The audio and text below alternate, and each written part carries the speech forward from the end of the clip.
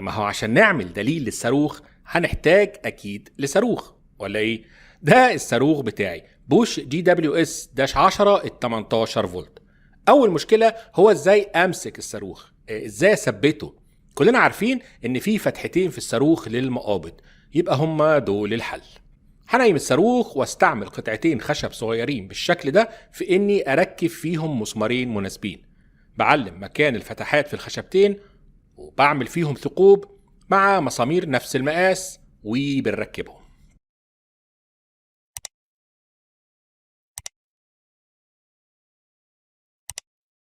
وزي ما انتم شايفين الصاروخ مرفوع شوية عن مستوى الأرض عشان أقدر بعد كده أغير ميله. مهمة جدا الحتة دي عشان لما أركب ظهر الخشبتين الصغيرين أقدر بسهولة أميل الصاروخ عشان أخليه قائم، وبعد كده بقى أقرط على المسامير اللي ماسكاه. بس خلونا نركب الخشبتين الصغيرين دول في الخشبة دي بالغرا والمسامير.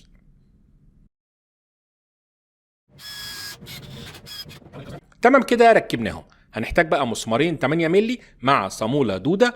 هنركب صامولة هنا وصامولة هنا كده عشان الصامولتين دول هيكونوا هم رمانة الميزان اللي هيتحكموا لي في ميل الصاروخ. فخلونا نركبهم في الأماكن اللي قلناها، ونقدر طبعا نستعمل صامولة مسنونة أو أي طريقة تناسب إمكانياتك.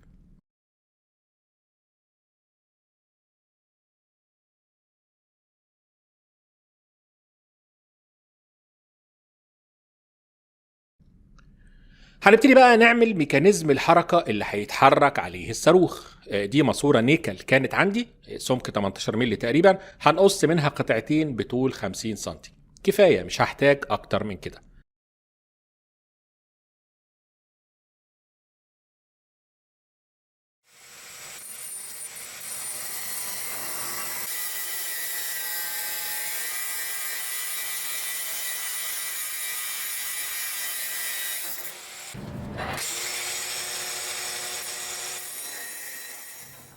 دول الماسورتين.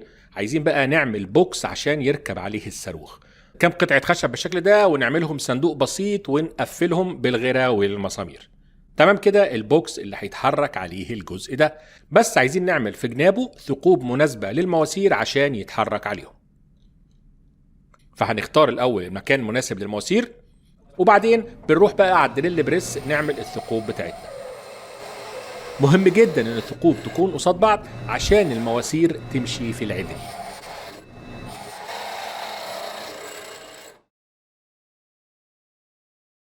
تمام، شكلهم حلو والمواسير بتمشي فيهم. بس عشان امنع البوش او ان الماسوره تتهز بالشكل ده جبت الجلب دي، بتتكون من حتتين، حته نحاس من جوه بالظبط على قد الماسوره. بركبها بمسامير وبعدين بقفل الغطاء النيكل. لما هيركبوا ويثبتوا هيسمحوا بحريه حركه المواسير لكن هيمنعوا اللقلقه. خلينا نركبهم الاول. نوصل مكان الماسوره ونعلم ونحفر للمسامير ونركبهم ونستمر ونستمر ونستمر.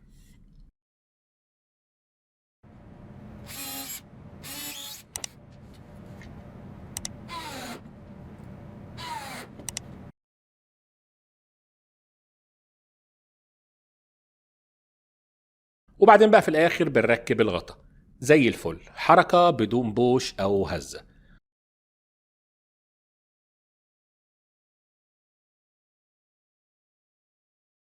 بعد كده بقى بنحدد نص الصندوق وبنعمل ثقب ببنطة صغيرة كده في الاول.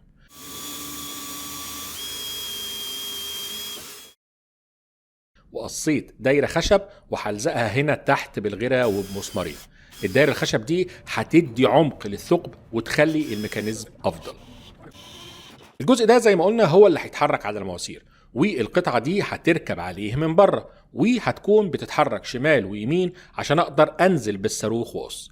طبعا تقدر تستعمل الطريقة اللي تناسبك، يعني ممكن بس تركب مسمار بصامولتين هنا كده في النص وهتتحرك معاك، لكن انا شايف ان برمة المسمار ممكن تتأثر في حركة الخشب، فهستعمل ماسورة بالظبط على نفس مقاس المسمار. لو دخلناها هنا كده المسمار هيلف جواها ومش هيكون فيه اي تأثير من لوالب المسمار. فهنركبها في نص الخشبة والصندوق ونقصها بالظبط على نفس الطول. ركبتها في الصندوق وهحط وردة وهحط بقى الخشبة، وبعدين هركب المسمار وامسك بصامولة. كده الحركة ناعمة بدون أي مشاكل الحمد لله، وسهل بقى نقفل على الصامولة بسوبر جلو. دي الخشبة اللي راكب فيها الصاروخ، ودول الصواميل اللي هنشرح فايدتهم حالا بالا. جبت المسمار ال8 مللي وقصرته شوية وركبت فيه الصامولة، وهدخله مكانه في الصامولة الدودة، والناحية التانية قصيت راس المسمار وحطيت فيه صامولتين وركبته مكانه. كده بقى لما هاجي اركب الصاروخ مكانه واربط عليه بمساميره، لازم هحتاج ان انا اغير ميل الصاروخ عشان اخليه قائم بصورة صحيحة، ودي بقى فايدة المسامير اللي مركبينهم تحت. كده هقدر ارفع المسمار الخلفي عشان اغير وضعية الصاروخ، وبعد ما اوصل للزاوية الصحيحة هقفل الصامولة التانية عشان تعشق في الصامولة الدودة وتبقى قفشت معايا. بعدين بقى اروح للمسمار الامامي وافضل ارفعه لحد ما يزنق على الصاروخ واقفل الصواميل بتاعته. كده الصاروخ ثبت مكانه بعد ما كنت اتاكدت من قائميته. مهمة جدا الحركة دي. نرجع بقى للمواسير والبوكس وهنبتدي بقى نبني منصة كده عشان يتحرك عليها. خشبتين بثقوب عشان يتحرك عليهم البوكس، وخشبتين وراهم، وعشان البوكس لما هيتحط فيه الصاروخ هيبقى تقيل لازم نعمل له سندات قوية. هثبت بقى الليلة دي ونرجع نشوف هنعمل ايه.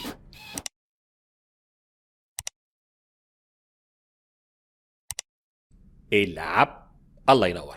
لما ركبت جلب في الحوامل البوكس بقى شكله أمور. نبدأ بقى نحط الوردة ونركب القاعدة بالمسمار ونقفل الصامولة، وبعدين نركب الصاروخ مكانه ونوزنه بالمسامير زي ما شرحنا.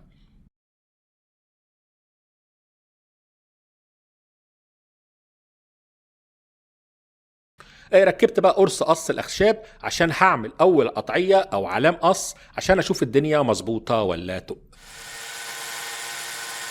المهم يا سيدي، انت طالما وصلت للجزء ده من الفيديو يبقى احنا نستاهل تشترك معانا في القناة، ويا ريت طبعا لو تدينا 1 لايك كدعم منك لاخواتك في القناة، واكتب لنا في التعليقات تحب تشوف فيديوهات عن ايه الفترة اللي جاية. تمام كده القرص قائم على القاعدة، يبقى الشغل مظبوط. نستمر. طبعا لازم نعمل ايه تدينا تحكم اكتر، مش هينفع مسكة الصاروخ بالشكل اللي كنا ماسكينه بيه، وهركبها بالكوايل والغرق كده هتحكم افضل. نجرب بقى نقص قطعة خشب مثلا. لازم طبعا قرص قص الخشب، ونحط الخشبة هنا كده ونمسكها بالقمط وننزل عليها بالصاروخ. العب. طب والله حلوة، بس خلينا نشوف نتيجة القص. دي مش قصة صاروخ، دي قصة جاتوه. خلينا كمان نجرب نقص الحديد. الأول نشيل البطارية سيفتي فيرست، ونغير القرص ونركب قرص قص معادن.